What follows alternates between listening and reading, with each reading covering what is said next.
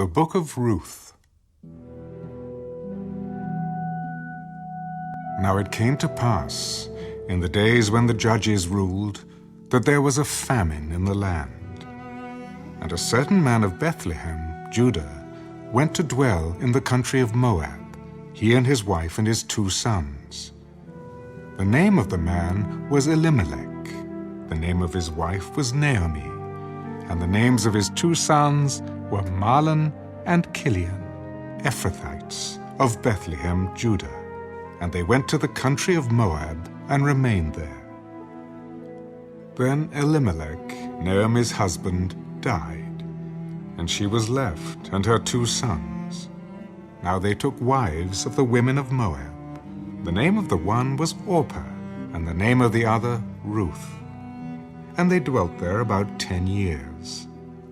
Then both Mahlon and Kilion also died. So the woman survived her 2 sons and her husband. Then she arose with her daughters-in-law, that she might return from the country of Moab. For she had heard in the country of Moab that the Lord had visited his people by giving them bread. Therefore she went out from the place where she was, and her 2 daughters-in-law with her. And they went on the way to return to the land of Judah.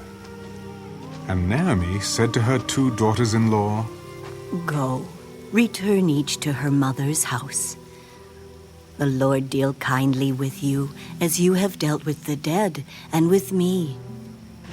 The Lord grant that you may find rest, each in the house of her husband.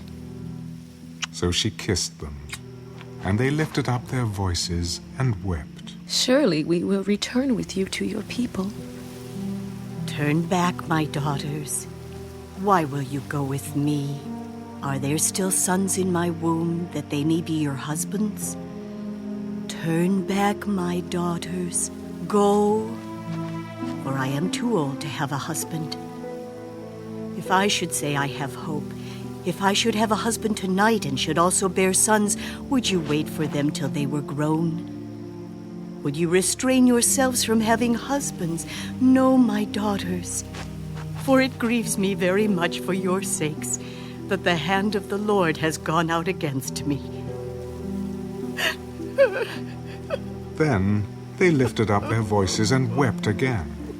And Orpah kissed her mother-in-law, but Ruth clung to her. Look, your sister-in-law has gone back to her people and to her gods. Return after your sister-in-law. Entreat me not to leave you, or to turn back from following after you. For wherever you go, I will go. And wherever you lodge, I will lodge. Your people shall be my people, and your God, my God. Where you die, I will die, and there will I be buried. The Lord do so to me, and more also, if anything but death parts you and me. When she saw that she was determined to go with her, she stopped speaking to her. Now the 2 of them went until they came to Bethlehem. And it happened, when they had come to Bethlehem, that all the city was excited because of them. And the women said, Is this Naomi? Do not call me Naomi. Call me Mara, for the Almighty has dealt very bitterly with me. I went out full, and the Lord has brought me home again empty.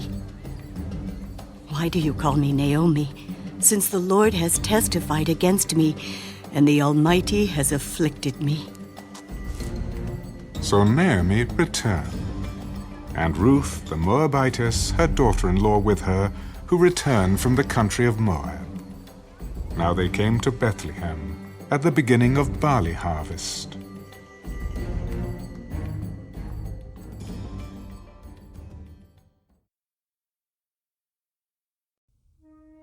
There was a relative of Naomi's husband, a man of great wealth, of the family of Elimelech.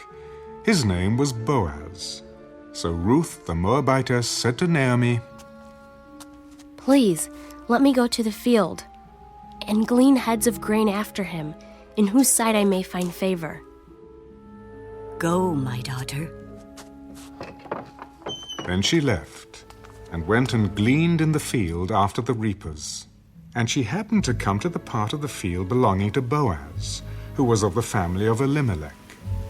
Now behold, Boaz came from Bethlehem, and said to the reapers, "The Lord be with you." The Lord bless you. Then Boaz said to his servant who was in charge of the reapers, Whose young woman is this? It is the young Moabite woman who came back with Naomi from the country of Moab. And she said, "Please let me glean and gather after the reapers among the sheaves." So she came and has continued from morning until now, though she rested a little in the house. You will listen, my daughter, will you not? Do not go to glean in another field, nor go from here, but stay close by my young women. Let your eyes be on the field which they reap, and go after them. Have I not commanded the young men not to touch you? And when you are thirsty, go to the vessels and drink from what the young men have drawn. So she fell on her face, bowed down to the ground.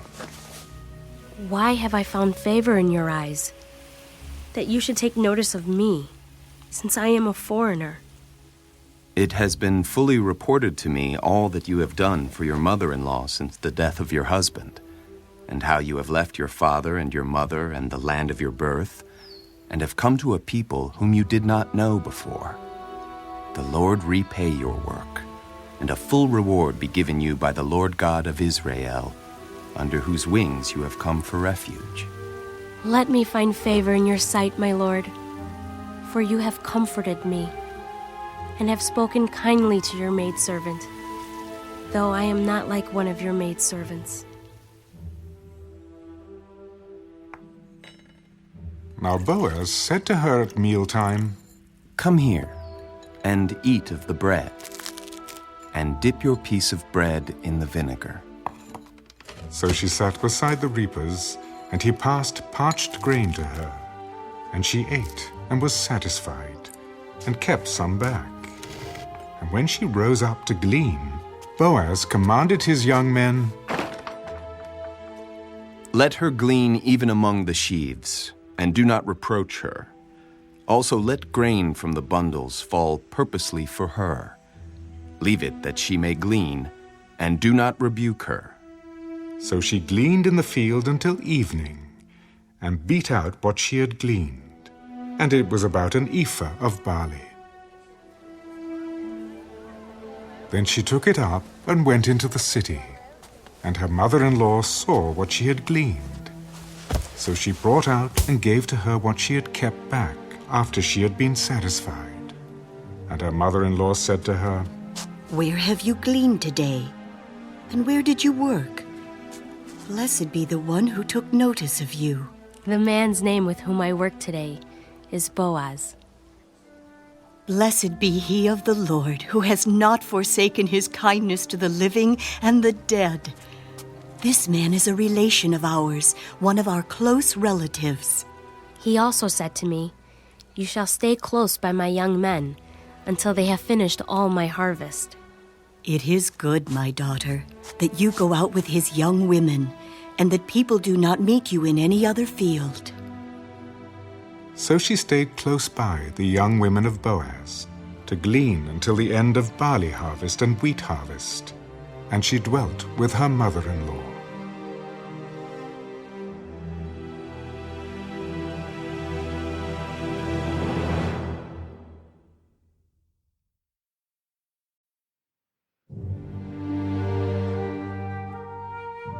Then Naomi, her mother-in-law, said to her, My daughter, shall I not seek security for you, that it may be well with you?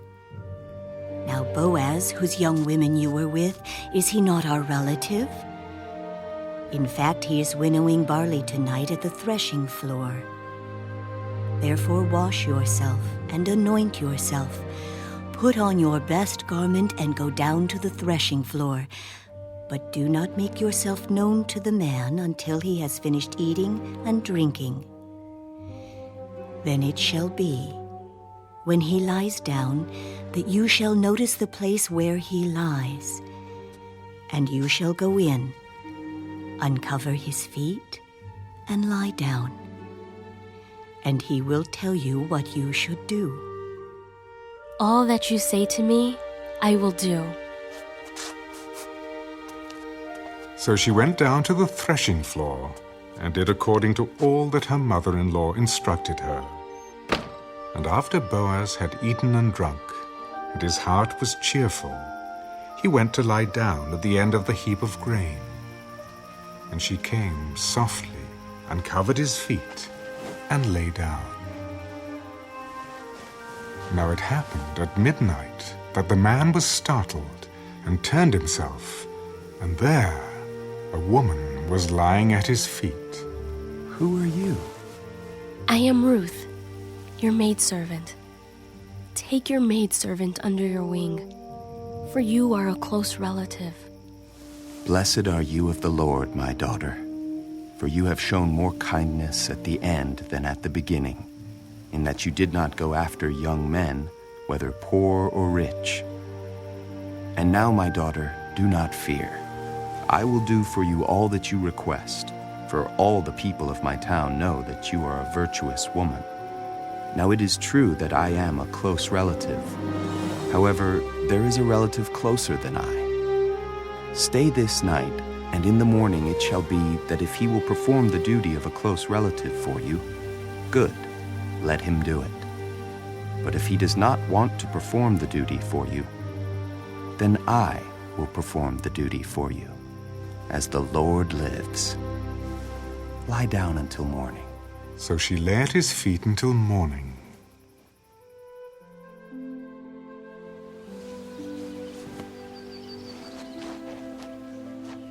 And she arose before one could recognize another. Do not let it be known that the woman came to the threshing floor.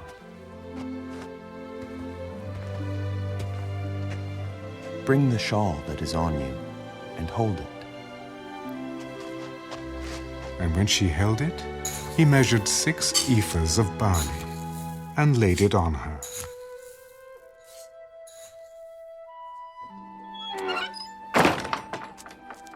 Then she went into the city. When she came to her mother-in-law, she said, "Is that you, my daughter?" Then she told her all that the man had done for her.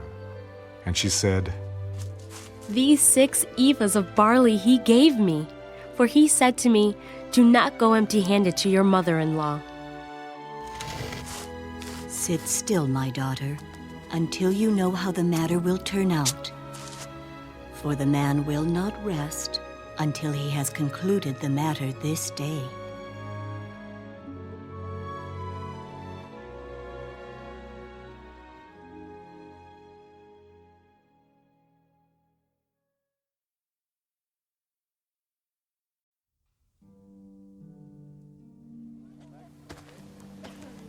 Now Boaz went up to the gate and sat down there, and behold, the close relative of whom Boaz had spoken came by.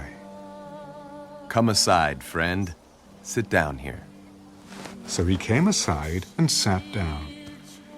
And he took 10 men of the elders of the city. Sit down here. So they sat down. Naomi, who has come back from the country of Moab, sold the piece of land which belonged to our brother Elimelech. And I thought to inform you, saying, buy it back in the presence of the inhabitants and the elders of my people. If you will redeem it, redeem it. But if you will not redeem it, then tell me, that I may know. For there is no one but you to redeem it, and I am next after you. I will redeem it.